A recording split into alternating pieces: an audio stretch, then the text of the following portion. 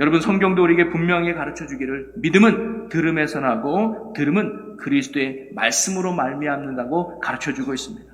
가랑비에 옷이 젖듯이 우리도 꾸준히 말씀을 읽는 일에, 말씀을 보는 일에, 말씀을 듣는 일에 힘쓰고 나아간다면 우리 안에 믿음의 꽃이 피어지게 될 것이고 믿음의 열매가 맺히게 될 줄로 믿습니다. 할렐루야. 여러분 반갑습니다. 지난 한 주간도 여러분 또 하나님의 은혜 가운데 잘 지내시고 오늘도 거룩한 주님의 날을 맞아서 무엇보다 예배를 사모하고 또 은혜를 기대하며 또 주님을 사랑하는 마음으로 이 복되고 귀한 예배 자리에 나오시 여러분 한 분 한 분을 주의 이름으로 환영하고 축복합니다. 믿음으로 나온 이 시간을 통해서 오늘도 부어주시는 하나님의 큰 은혜를 듬뿍 받으시고 이번 한 주간도 여러분 예수 안에, 성령 안에, 믿음 안에 날마다 승리하시는 귀하고 복된 여러분의 삶이 되시기를 주님의 이름으로 간절히 축원합니다. 우리 옆에 분과 인사 나눌까요? 하나님은 당신을 사랑하십니다. 하나님의 축복이 당신과 함께 하시길 빕니다. 할렐루야. 저는 오늘 부목사님이 봉독해 누가복음 본문을 가지고 주여 보기를 원하나이다 라는 말씀을 가지고 또 예수님께서 행하신 기적의 말씀을 오늘도 함께 나눠보려고 하는데요. 여러분 헬렌 켈러 아시죠? 헬렌 켈러 여사는 삼중고를 겪고 있죠. 보지도 못하고 듣지도 못하고 말하지도 못하는 세 가지의 큰 장애를 앓았던 사람이 그분입니다. 그러면서 한 기자가 그분에게 이렇게 물어요. 당신은 여러 가지 장애가 있는데 그 장애 중에 제일 힘든 것은 무엇입니까? 라고 물었더니 헬렌 켈러가 말하길 보지 못하는 것이 내게 가장 큰 고통입니다 라고 이야기했어요. 듣지 못하는 것보다 말하지 못하는 것보다 보지 못한다는 게 헬렌 켈러에게 더 고통스럽고 어려웠다는 거죠. 그러면서 그가 내게 3일만 볼 수 있다면 이라는 글에서 그는 이런 고백을 해요. 첫째 날에는 나를 가르쳐준 설리반 선생님을 찾아가 그의 예쁜 얼굴을 나는 보고 싶다. 그리고 둘째 날에는 새벽 일찍 일어나 동이 트는 모습을 보고 또 저녁에 해가 지는 모습을 보고 싶고 밤에는 하늘에 별이 반짝이는 걸 나는 보고 싶다. 그래요. 그리고 마지막 셋째 날에는 아침에 출근하는 사람들의 활기찬 그 모습을 보고 싶고 점심때는 아름다운 영화를 한 편 보고 싶고 저녁에 들어와서는 이 모든 것들을 보게 해주신 하나님께 감사 기도를 드리고 싶다라는 이야기를 했어요. 여러분 이 헬렌 켈러가 3일만 볼 수 있다면 그가 가졌던 소망과 바람은 우리가 보기에는 참으로 소박한 것 같아요. 내가 3일만 볼 수 있다면 저기 백두산 천지를 내가 한번 쳐다봤으면 좋겠는데 내가 3일만 볼 수 있다면 내가 가보지 않았던 저 외지 아주 유명한 선진국 가서 내가 오래된 유적을 한번 보고 싶은데 그게 우리를 바람일 텐데 헬렌 켈러의 바람은 너무나 소박하고 지극히 작은 것들이었던 것 같아요. 어떻게 보면 우리에게는 당연했던 것이 그녀에게는 기적 같은 일이었던 것 같습니다. 오늘도 보면 우리의 삶을 누군가 보기에는 기적 같은 삶을 우리가 살고 있다고 말할 수 있을 것 같아요. 여러분 누구에게는 오늘 우리가 볼 수 있는 것, 우리가 들을 수 있는 것, 우리가 말할 수 있는 것 우리에게는 당연하지만 누구에게는 기적과 같은 삶이라는 거죠. 그러기에 우리는 매일매일 기적의 삶을 살고 있는 게 우리들의 삶인 줄로 믿습니다. 그러면서 우리 옆 사람에게 이렇게 한번 인사해 볼까요? 매일 기적 속에 살고 계시네요. 이러세요. 멋지십니다. 여러분 매일 기적 속에 얼마나 감사할까요? 오늘 말씀에도 보면 앞을 보지 못하는 한 맹인이 등장을 합니다. 언제부터 그랬는지는 모르겠지만 아마 그는 보지 못하는 불편함 속에 살았던 한 사람인 것 같아요. 그러면서 예수님을 만나서 그가 눈을 뜨는 기적의 이야기가 오늘 우리가 읽은 본문 말씀의 이야기입니다. 여러분 예수님이 행하신 수많은 기적 속에는요 우리에게 가르쳐주는 아주 중요한 두 가지의 메시지가 있습니다. 하나는 뭐냐면 우리의 인생에 여러 가지 문제가 있지만 그 문제를 해결해 주시는 유일한 구원자가 예수님이라는 사실을 이 기적의 사건이 우리에게 가르쳐주고요. 두 번째는 바로 우리가 예수님이 필요한 연약한 자들임을 가르쳐주는 게 이 기적 속에서 일어나는 중요한 메시지입니다. 오늘 우리가 읽어본 맹인이 눈을 뜨게 했던 이 사건도 보면 첫째는 예수님만이 우리의 눈을 뜨게 해주시는 유일한 구원자가 된다는 사실을 오늘 말씀이 가르쳐주고요. 또 하나는 우리가 예수님을 필요로 하는 영적 맹인이라는 사실을 오늘 성경이 우리에게 가르쳐주고 있는 것입니다. 여러분, 요한복음 9장에 보면 날 때부터 맹인인 사람을 고쳐준 이야기가 요한복음에 나오는데요. 예수님께서 그 소경을 고쳐준 이후에 결론적으로 이런 말씀을 하셨습니다. 요한복음 9장 39절을 보면 예수께서 이르시되 내가 심판하러 이 세상에 왔으니 보지 못하는 자들은 보게 하고 보는 자들은 맹인이 되게 하려 함이라 하시니, 즉 예수님께서 이 땅에 오신 이유가 뭐냐? 보지 못하는 자들은 보게 하고 보는 자들은 보지 못하게 하려고 예수님이 오셨다는 거예요. 이게 무슨 의미일까요? 바로 예수님이 베푸신 은혜와 심판의 양명성을 깨닫게 하시는 말씀인 거죠. 보지 못하는 자들을 보게 하신다. 이거는 쉽습니다. 죄로 인해서 어두워졌던 우리의 눈이, 하나님을 볼 수 없었던 우리가 예수님으로 말미암아 다시 믿음의 눈을 떠서 하나님을 보게 되는 구원의 사역을 위해 예수님이 오셨다는 거예요. 그러면 보는 자들을 맹인이 되게 하시겠다. 이 말은 뭐냐면 하나님의 아들을 끝내 거부하는 자들은 결국 영적 맹인으로 사망에 이르게 하는 심판을 하신다는 것이 예수님의 사역의 모습이라는 거죠. 그러기에 오늘 성경에 등장하는 맹인은 단순히 육신의 눈을 보지 못하는 사람이 아니라 영적으로 하나님을 볼 수 없는 사람, 영적으로 그분의 은혜와 구원을 누리지 못하는 사람, 영적으로 하나님의 그 크신 사랑을 깨닫지 못하는 사람을 우리가 영적 맹인이라고 말할 수 있습니다. 자, 그런데 이 맹인은 교회 밖에만 있는 것이 아니라 교회 안에도 영적 맹인들이 존재한다는 거예요.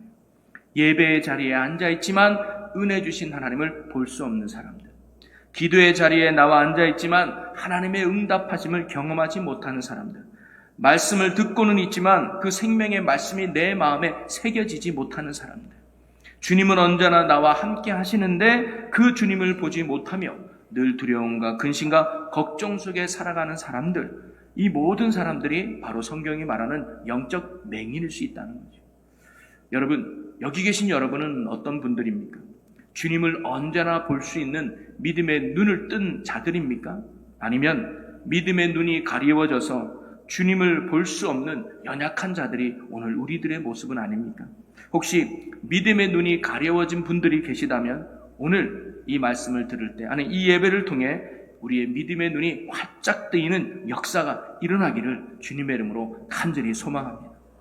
그래서 언제나 나와 함께 하시는 주님을 볼 수 있는 믿음의 눈, 고난과 아픔 속에서도 나의 힘이 되시는 주님을 볼 수 있는 믿음의 사람, 어떤 절망의 상황 속에서도 나의 힘이 되시고 구원이 되시는 주님을 볼 수 있는 믿음의 눈을 뜨인 사람, 저와 여러분이 이런 주님이 베푸신 은혜와 사랑을 누리는 주님의 귀한 자녀가 되시기를 주님의 이름으로 간절히 축원합니다.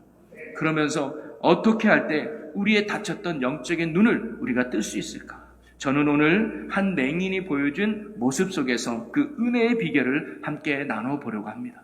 그래서 저와 여러분이 맹인의 눈에서 활짝 뜨여서 주님을 언제나 바라보고 그분의 은혜 안에 승리하는 축복의 삶을 사는 우리 모두가 되시기를 주님의 이름으로 간절히 축원합니다. 자, 먼저 저는요, 이 맹인이 어떻게 예수님을 만나 눈을 뜰 수 있었을까? 그는요, 은혜의 기회를 붙잡았다는 겁니다. 자, 맹인이 할 수 있는 일은 뭐가 있을까요? 오늘에야 마사지나 여러 가지 일을 할 수 있다 치더라도 과거에는요, 맹인이 할 수 있는 일은요, 구걸을 하는 것밖에 없었습니다. 성경에도 그는 여느 때와 같이 사람들이 다니는 길목에 서서 사람들에게 구걸을 하고 있었던 거예요.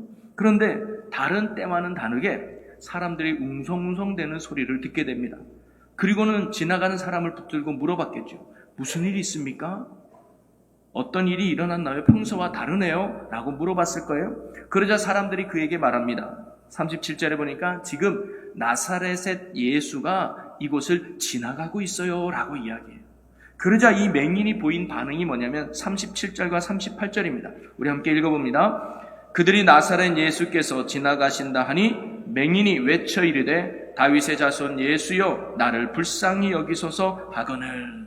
이 맹인이요, 예수님이 자기의 옆을 지나간다는 말을 듣자마자 예수여 나를 불쌍히 여겨주소서라고 외치고 있다는 거예요. 여러분, 그 사람이 이렇게 큰 소리로 외쳤던 이유는 뭘까요? 예수님이 자신을 발견하고 만나주기를 바랐기 때문이죠. 맹인인 그가 예수님이 있는 곳을 찾아가는 건 어려운 일이고 불가능한 일이었습니다. 그런데 예수님이 마침 자신이 있는 곳을 지나간다고 하니 이 맹인은 이 기회를 놓치고 싶진 않았어요. 반드시 이 예수님을 만나서 내 병을 고침받고 내 눈을 뜨고 싶었던 것이 바로 이 맹인의 마음 아니었습니까? 바로 낫고 싶은 기회를 놓치고 싶지 않았던 거죠. 사실 여리고에는 많은 병자들이 있었을 겁니다.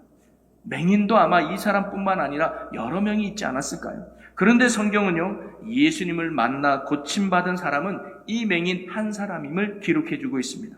그 이유는 어디 있을까요? 예수님이 수많은 사람의 옆을 지나갔지만 그 예수님을 붙잡은 사람은 이 사람 한 사람밖에 없었기 때문입니다. 그는 어떻게든 예수님을 만나려고 길목에 서서 누가 신경 쓰든 안 쓰듯 아주 간절히 예수님 나를 불쌍히 여겨주세요라고 외쳤던 것이죠. 한마디로 말하면 예수님을 만날 은혜의 기회를 이 맹인은 꼭 붙잡았던 것입니다. 여러분, 제가 군대 갔을 때 화장실 안에서 봤던 글귀가 늘 마음에 있는데요. 어떤 글귀가 있냐면 기회는 누구에게나 찾아온다. 그러나 그 기회를 붙잡는 사람은 소수다라는 말이 있어요. 그리고 다른 말로 이런 말도 있죠. 기회는 붙잡는 자의 것이다 라는 말이 있습니다. 여러분, 오늘도 말씀에 예수님이 수많은 사람을 앞을 지나갔지만 그 예수님을 만나지 않으면, 그 예수님을 붙잡지 않으면 그 사람에게는 아무런 일도 일어나지 않았다는 거예요. 많은 사람 앞에 예수님을 지나갔을 때 외친 사람, 예수님을 붙드는 사람은 바로 이 맹인 한 사람이었다는 사실입니다. 마찬가지로 오늘도 예배하는 자를 주님이 찾으시고 예배를 통해서 주님이 우리를 만나 주신다고 해도 우리가 예배의 자리에 가지 않으면 아무 소용이 없다는 거예요.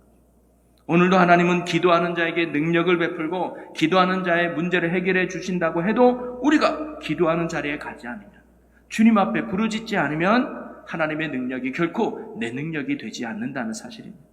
그러니 여러분, 우리가 드리는 이 예배를 소홀히 여기지 마시기 바랍니다. 그 예배가 주님이 우리를 만나 주시는 은혜의 기회일 수 있기 때문입니다. 교회에서 하는 성경 공부 시간을 여러분 허투루 생각하지 않았으면 좋겠습니다. 왜냐? 그 시간이 주님이 우리에게 믿음을 주실 은혜의 귀한 기회일 수 있기 때문입니다. 그리고 기도의 자리를 여러분 귀히 여기시기 바랍니다. 그 자리가 내가 성령을 받고 능력을 받을 수 있는 은혜의 기회가 될 수 있기 때문이죠. 그러니 우리가 은혜 받을 기회를 그냥 흘러보내지 말고 어떠한 자리를 은혜 받을 기회를 꼭 붙들며 은혜 받는 일에 힘쓰는 저와 여러분이 되시기를 주님의 이름으로 간절히 축원합니다. 이런 믿음이 역사를 이뤄낸다는 거예요. 자, 또 하나, 이 사람이 하나님 앞에 이 맹인의 눈을 뜰 수 있었던 이유는요, 그가 예수님의 소문에 귀를 기울였기 때문이죠. 자, 여러분, 맹인이 예수님을 만날 수 있는 이 구원의 기회를 붙잡기 위해서 그가 취한 행동은 뭐냐면 길목에 서서 예수님을 향해서 크게 소리치는 거 아니었습니까? 자, 그런데 그가 소리친 내용을 보면 38절 말씀을 다시 한번 볼까요? 맹인이 외쳐 이르되 다윗의 자손 예수여 나를 불쌍히 여기소서 하거늘. 이 맹인은요, 자기 앞에 지나가는 예수님을 만약에 자기가 볼 수 있다면 쫓아갔겠죠. 쫓아가서 예수님의 다리를 붙잡든 뭘 했겠지만 볼 수 없으니까 예수님이 내 소리라도 듣고 나를 만나주기를 바라는 마음에 큰 소리로 예수여 나를 불쌍히 여기소서라고 외쳤을 텐데, 그런데 그가 예수님을 뭐라고 불렀느냐? 다윗의 자손 예수여라고 불렀다는 거예요. 그런데 사람들은 당시 예수님을 뭐라고 불렀냐? 나사렛 예수라고 불렀거든요. 근데 이 사람만 예수님을 다윗의 자손 예수라고 불렀습니다. 예수를 보는 관점, 예수를 보는 시선이 달랐던 거죠. 여러분, 다윗의 자손이라고 하는 이 표현은 어떤 표현이냐? 당시 유대인들에게 있어서는 메시아를 지칭할 때 사용했던 말이 다윗의 자손입니다. 왜냐하면 메시아는 다윗의 자손에서 나온다고 성경을 기록하고 있거든요. 즉, 이 맹인이 예수님을 향해서 단순한 나사렛 예수가 아니라 다윗의 자손 예수라고 말했던 이유는 뭐냐면 예수님은 메시아다. 예수님은 그리스도다. 그분만이 나의 문제를 해결해 줄 수 있는 유일한 구원자가 된다는 믿음이 바로 이 맹인에게 있었기 때문이죠. 그러니까 예수님이 지나갈 때 이 기회를 꼭 놓치지 않고 싶어서 간절히 외쳤던 거 아니겠습니까? 자, 그렇다면 여기에서 한 가지 의문의 생각이 듭니다. 뭐냐면 아무것도 보지 못했던 그가, 예수님 행하신 기적과 능력도 보지 못했던 그가 어떻게 예수님을 다윗의 자손이라고 하는 믿음을 고백할 수 있었을까요? 어떻게 예수님이 나의 메시아가 되시고 나를 구원할 자로 그가 믿을 수 있었을까요? 바로 그 이유는 그의 귀가 예수님의 소문을 들었기 때문입니다. 사람들이 말하는 예수님의 행하신 기적들의 이야기를 들으면서 또 예수님이 전한 말씀들을 사람들이 하는 이야기를 그는 허투루 듣지 않았다는 거예요. 맹인은 예수님에 대한 이야기를 들으면서 그 마음에 바로 예수님에 대한 믿음이 굳게 생겼던 것이죠. 여러분, 여호수아가 여리고성을 정탐하기 위해서 2명의 정탐꾼을 여리고성에 보냅니다. 그런데 그때 라합이라고 하는 기생 여인이 이 정탐꾼 2명을 목숨 걸고 숨겨주지 않습니까? 그 숨겨준 이유가 뭡니까? 이스라엘 백성이 하나님께서 반드시 여리고성을 무너뜨린다는 사실을 이 라합이 믿었기 때문입니다. 그래서 성을 정복할 때 자신과 가족들을 살려달라고 그가 2 정탐꾼에게 부탁을 하죠. 그래서 여리고성이 무너질 때 이 라합의 가족들만이 구원받게 되지 않습니까? 그가 여리고성을 벗어난 적도 없었을 거예요. 이스라엘 백성들이 어떻게 살아왔는지 쫓아다니지도 않았을 겁니다. 한 번도 하나님이 행하신 기적과 능력을 직접 보지도 못했던 그녀가 어떻게 하나님에 대한 이런 분명하고도 확실한 믿음을 가질 수 있었을까요? 그것은 그녀 또한 사람들이 전한 하나님에 대한 소문을 들었기 때문입니다. 이스라엘 백성이 어떤 민족들인지, 그들이 믿고 그들이 의지하고 그들을 이끄는 하나님이 어떤 분이신지, 그리고 하나님이 어떤 일들을 행했는지 그 라합은 사람들을 통해 소문을 듣게 됐고, 그로 인해서 그 여인의 마음에 바로 믿음이 생겼던 것이죠. 여러분, 맹인과 라합이 하나님에 대한 소문을 한 번만 듣고 이런 믿음이 생겼을까요? 저는 그렇게 생각하지 않습니다. 이 2 사람의 공통점은 뭐냐면 많은 사람들을 매일같이 만난다는 거예요. 맹인도 매일같이 구걸하니까 사람들을 얼마나 많이 만나겠습니까?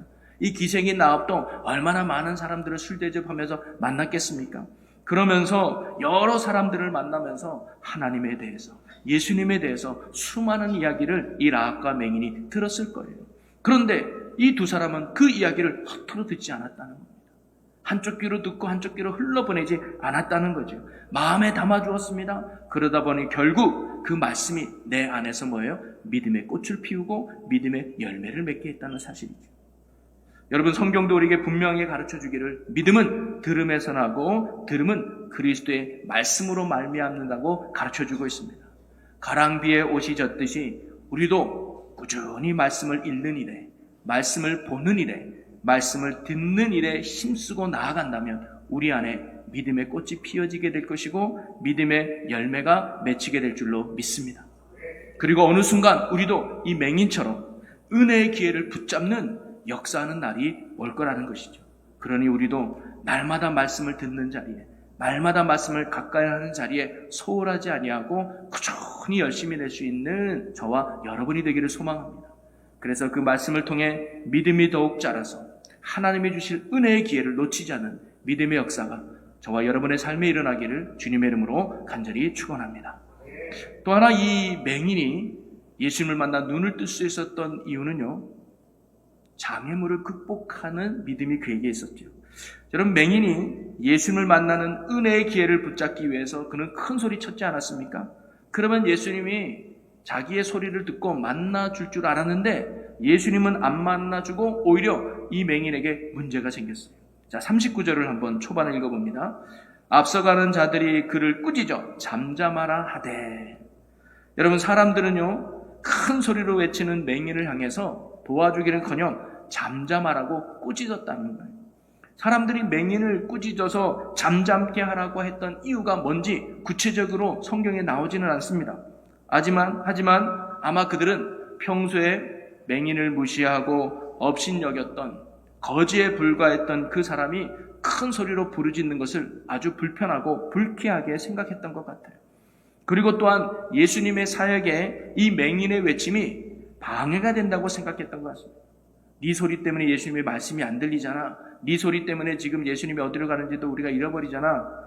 감히 여기가 어디라고 거지 주제, 맹인 주제 이렇게 큰 소리로 떠들고 그래? 하면서 그 사람을 무시하고 업신여기기 위해서 그를 꾸짖었을 거예요. 그리고 이 잠잠하라는 말의 원어상 의미는 동작이 계속되는 상태를 나타내는 말이라고 합니다. 즉 이는 맹인을 조용하게 시키기 위해서 한 사람이 아니라 여러 사람이 계속해서 잠잠하라고, 그것도 책망하는 동작을 묘사하는 표현이 잠잠하라는 거예요.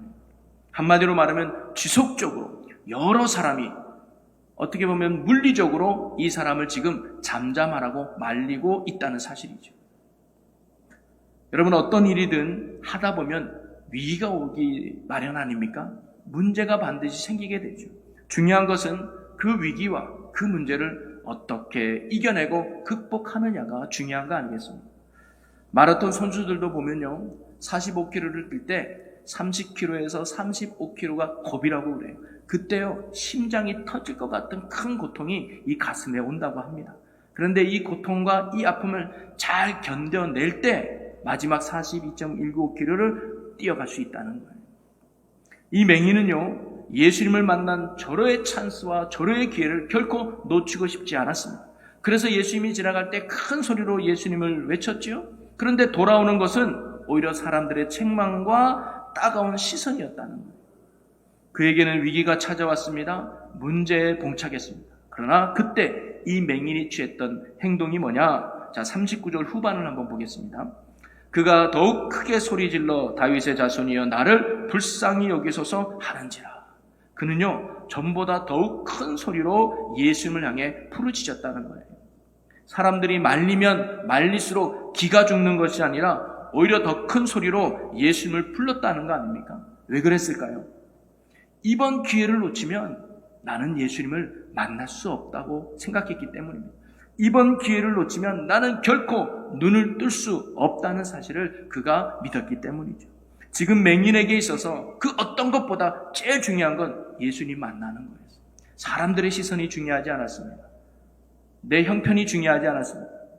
예수님 만나는 것, 그것이 이 사람에게 가장 중요했다는 거죠. 여러분, 믿음이란 무엇일까요?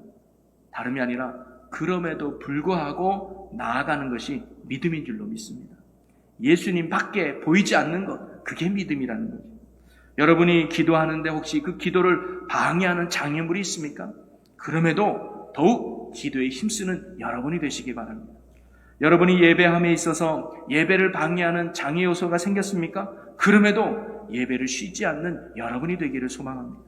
여러분이 말씀대로 살아감에 있어서 방해되는 장애물들이 생겼습니까? 그럼에도 순종하는 데 힘쓰는 여러분이 되시기 바랍니다. 우리의 신앙생활이 이래서 할 수 없고 저래서 할 수 없다는 핑계대는 신앙이 아니라 그럼에도 불구하고 맹인과 같이 더욱 소리 지르며 주님 앞에 담대히 나아가는 적극적인 신앙이 오늘 저와 여러분의 신앙이 되시기를 주님의 이름으로 간절히 축원합니다. 그럴 때 주님께서 우리를 만나주시고 분명한 삶의 역사를 이루어 주실 줄로 믿습니다. 자, 그리고 마지막 네 번째가 제일 중요하다고 저는 생각되는데요. 이렇게 예수님을 만날 기회를 놓치지 않기 위해서 예수님이 지나갈 때 간절히 외쳤던 이 맹인, 하지만 사람들이 잠잠해라 꾸짖으며 문제가 생겼지만 그럼에도 불구하고 더욱 크게 소리 질렀던 이 맹인에게 드디어 예수님이 반응을 보이기 시작합니다. 여러분, 사실 여기까지 가야 주님이 만나주신다는 거 아니겠습니까? 은혜의 기회를 붙잡고 간절히 외치고 어떤 신앙의 장애물이 있어도 나는 예수님 만나야 돼, 나는 은혜 받아야 돼, 나는 해결 받아야 되는 간절한 믿음으로 나갈 때 그때 주님의 은혜가 시작된다는 거예요. 자, 40절과 41절에 이렇게 기록됩니다. 우리 함께 읽어보겠습니다. 예수께서 머물러 서서 명하여 데려오라 하셨더니 그가 가까이 오매 물어 이르시되 내가 내게 무엇을 하여 주기를 원하느냐? 이르되 주여 보기를 원하나이다. 자, 예수님은 이렇게 끈질기게 자기를 찾는 이 맹인에게 시선을 돌리고 이 맹인을 데려오라 명합니다. 그리고 맹인이 자기 앞에 딱 오자마자 예수님이 이 맹인에게 뭐라고 물어봤다는 거예요? 내게 무엇을 하여 주기를 원하느냐라고 물어요. 쉽게 말하면 네가 원하는 게 뭐냐 이렇게 물어본 거 아닙니까? 여러분, 정말 예수님이 이 맹인이 뭘 원하는지 몰라서 물어봤을까요? 예수님 그렇게 눈치가 없는 분 아니잖아요. 우리의 생각까지도 아시는 예수님이라면 지금 이 맹인이 뭐가 필요한지, 지금 이 맹인이 뭐가 원하는지 예수님은 딱 보면 알지 않았을까요? 그런데도 불구하고 예수님은 왜 이 맹인에게 야, 내가 뭐 해주기를 원하냐? 네가 원하는 게 뭐냐? 라고 예수님이 물어본 이유는 무엇일까요? 그것은요, 예수님이 이 맹인에게 보고자 하는 것이 있었습니다. 원하는 것이 있었다는 것이죠. 그게 뭐냐? 그게 바로 기대감입니다. 소망이라는 거예요. 낳고자 하는 기대감, 눈을 뜨고자 하는 기대감, 주님을 향한 기대감이 그에게 있는가를 주님이 보기 원하셨다는 거예요. 여러분, 요한복음 5장에 보면 베데스다 연못에 38년 된 병자 이야기가 나옵니다. 예수님은 그 병자를 고쳐주기 위해 다가간 후에 예수님이 그 병자에게도 이렇게 물어요.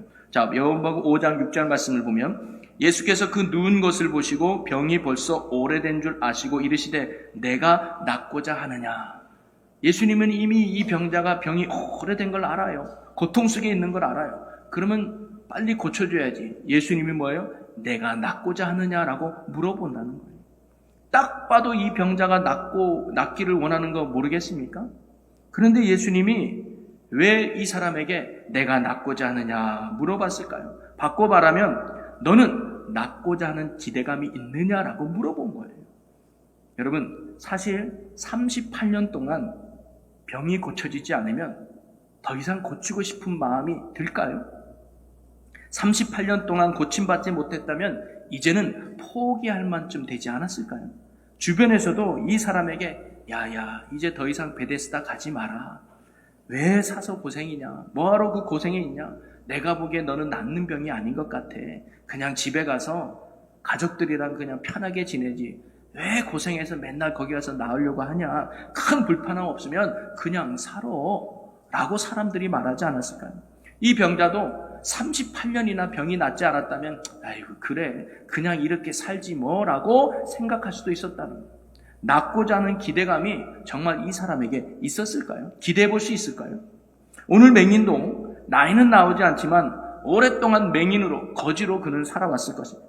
이제는 그 생활이 제법 익숙해져서 살아가는데 그리 큰 불편함이 없을 수도 있었을 겁니다. 그래서 그는 그냥 이렇게 살지 뭐라고 할 수도 있었을 거예요. 그런데 만약에 맹인이 그냥 그렇게 살지라고 했다면 그는 예수님이 지나갈 때 소리치지 않았을 거예요. 사람들이 잠잠하라고 했을 때 더 크게 소리치지 않았을 거예요. 이 맹인에겐 기대감이 있었습니다. 나는 눈을 떠야 돼.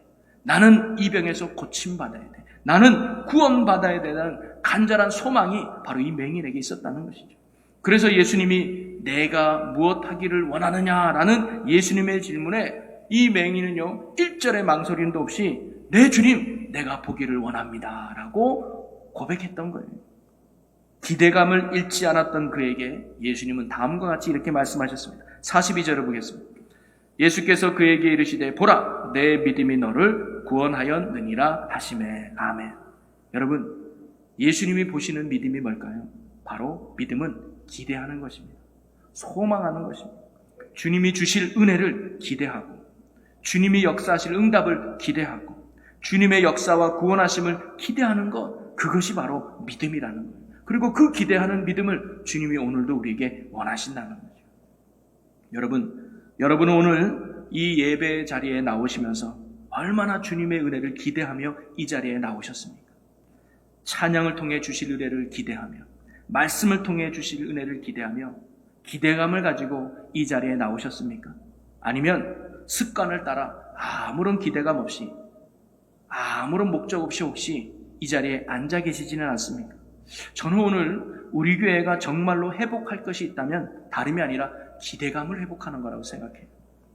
우리 교회가 역사가 오래될수록 영적 문제가 깊고 오래될수록 우리는요 은혜에 대한 기대감을 잃어버리기 쉽습니다. 내가 팔이 다쳤어요. 처음에는 빨리 이 팔을 고치고 싶어요. 왜? 불편하니까. 그런데 일주일 지나고 한 달 되고 1년이 지나면 큰 불편함 없으면 그냥 살지 뭐. 혹시 우리가 영적으로 그런 상태에 있지는 않습니까? 옛날에는 교회 부흥을 위해서, 옛날에는 나의 열정을 위해서, 나의 변화를 위해서, 가족 구원을 위해서, 내 인생의 문제 해결을 위해서 정말로 주님 앞에 부르짖었는데 아무런 응답이 없고 오래 지나다 보니까 큰 불편 하나 없으면 그냥 살지 뭐. 기도 안 해도 잘 사는데 뭐. 남편 구원받지 않아도 잘 되는데 뭐. 자녀들 구원받지 않아도 사는데 문제 없는데 뭐. 그냥 살지 뭐라는 기대감을 잃어버린 우리의 모습은 혹시 없습니까? 여러분, 주님은 오늘 우리에게 묻고 계시는 거예요. 내가 무엇하여 주기를 원하느냐? 이 물음 앞에 머리를 긁적이며 글쎄요 라고 머뭇거리는 우리들이 아니라 주님, 이렇게 되기를 원합니다. 이런 변화의 삶을 원합니다. 이런 역사가 우리의 가정에, 이런 변화가 내 자녀들에게, 이런 역사가 한국 땅에 일어나기를 주님 간절히 원합니다라는 믿음의 기대감이 우리의 입술에서 고백되어지기를 주님의 이름으로 간절히 소망합니다. 나도 변화될 수 있다는 기대감, 교회도 부흥될 수 있다는 기대감, 교회 학교가 부흥될 수 있다는 기대감, 내 자녀들도 구원받을 수 있다는 기대감, 내 인생의 문제가 해결될 수 있다는 기대감, 이런 기대감이 우리 안에 일어나는 역사가 있기를 주님의 이름으로 간절히 소망합니다. 주님은 오늘 이러한 기대감을 가지고 사는 자에게 우리의 그 기대를 현실로 바꿔주시는 거예요. 사랑하는 성도 여러분, 오늘 우리는요, 맹인이었던 한 사람이 어떻게 예수님으로 인해 눈을 떴는지를 살펴보았습니다.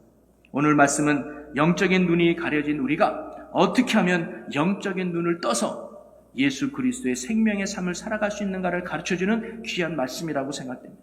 그러기 위해서는요, 여러분, 예수님이 지나갈 때 그냥 보내면 안 돼요. 은혜의 기회를 붙잡아야 될 줄로 믿습니다. 예배의 자리를 붙드시고, 부흥회가 있다면 붙드시고, 성경 공부가 있다면 붙드시고, 기도의 자리가 있다면 붙드시기를 바라요. 그 은혜의 기회를 붙잡는 믿음이 우리에게 있기를 소망합니다. 그리고 말씀을 꾸준히 들음으로 내 안에 믿음을 키우시기를 바랍니다. 첫술에 배부를 수는 없을 거예요. 이해가 되지 않아도, 지루하고 재미가 없다 할지라도 여러분 말씀을 듣는 자리에 힘쓰시기 바랍니다. 거기에서 우리의 믿음이 자라는 거예요. 그리고 어떠한 신앙의 방해와 장애물이 있다 할지라도요, 여러분 그럼에도 불구하고 이겨내며 주님 앞에 담대히 나아가는 여러분이 되시기를 바랍니다. 이번에 비가 참 많이 와서 힘든 분도 많이 계실 거예요. 그럼에도 불구하고 기도를 쉬지 않고, 그럼에도 불구하고 예배를 쉬지 않는 한결같은 믿음의 역사가 우리에게 있기를 주님의 이름으로 간절히 축원합니다. 그리고 무엇보다 지금도 구원하시고 은혜 베푸실 주님을 기대하는 믿음으로 사는 저와 여러분이 되기를 소망합니다. 그리하여 우리의 기대와 소망이 현실로 바뀌는 놀라운 구원의 역사가 우리의 삶에 일어나는 축복의 삶이 되시기를 주님의 이름으로 간절히 축원합니다. 우리 이 시간 함께 기도하기 원합니다. 오늘 우리에게 주신 말씀을 붙들고 간절히 기도하기 원하는데요, 주님, 우리가 주님 영적 맹인에서 눈을 뜨게 하여 주시옵소서. 이제 앞으로 은혜의 기회를 붙잡고 말씀을 들음으로 믿음이 자라고 어떤 방해 속에서도 주님 앞에 나아가고 무엇보다 주님의 구원하심과 역사를 기대하는 믿음을 잃지 않고 사는 자 되게 하여 주시옵소서라고 우리 이 시간 나같이 주여 크게 한번 외치고 우리에게 통솔을 기도하겠습니다. 주여! 하나님, 우리의 믿음 없음을 불쌍히 해주시고 우리가 이 믿음을 주셔서 무엇보다 우리 영적 맹인에서 눈을 떠서 주님 볼 수 있는 신앙, 함께하는 신앙, 주님의 역사를 보는 믿음의 삶 되게 하여 주옵소서. 그러기에 하나님, 우리가 은혜의 기회를 강하게 붙잡는 자 되게 하여 주시고 말씀을 듣는 일에 힘쓰는 자 되게 하여 주시고 어떤 신앙의 방해에도 아버지 억울하지 아니하고 더욱 담대히 주님 앞에 나가는 저희들 되게 하여 주시옵소서. 무엇보다 하나님의 은혜를 기대합니다. 역사를 기대합니다. 변화를 기대합니다. 지금도 일하신 하나님, 지금도 역사하신 하나님, 그 기대감을 잃지 않는 저희들이 되어 승리하는 자 되게 하여 주옵소서. 그래야 우리의 삶의 모든 기대가 현실을 바뀌는 놀라운 능력의 삶을 살아가는 하나님의 귀한 백성들 되게 하여 주시옵소서. 아멘. 이끄심을 감사합니다. 성령님 도와주시고 역사하시고 인도하여 주시옵소서. 아멘. 살아계신 하나님, 혹시 우리가 영적 맹인처럼 하나님을 볼 수 없고 하나님의 은혜를 경험하지 못하며 살아갔던 연약한 자들이라면 우리의 눈을 뜨게 하여 주시옵소서. 은혜의 기회를 붙잡는 자로 살게 하여 주시고 말씀을 듣는 일에 힘쓰는 자 되게 하여 주시고 어떠한 신앙의 방해 속에서도 굴하지 않고 믿음의 길을 신실하게 걸어가는 저희들 되게 하여 주시옵소서. 무엇보다 지금도 역사하시고 구원을 베푸실 하나님의 은혜에 대한 기대감을 잃지 않고 날마다 소망의 믿음으로 사는 저희들 되게 하여 주시옵소서. 그래야 우리의 기대가 현실로 바뀌는 구원의 역사가 일어나는 축복의 자녀 되게 하여 주시옵소서. 모든 영광 주께 돌리며 예수님의 이름으로 기도하옵나이다. 아멘.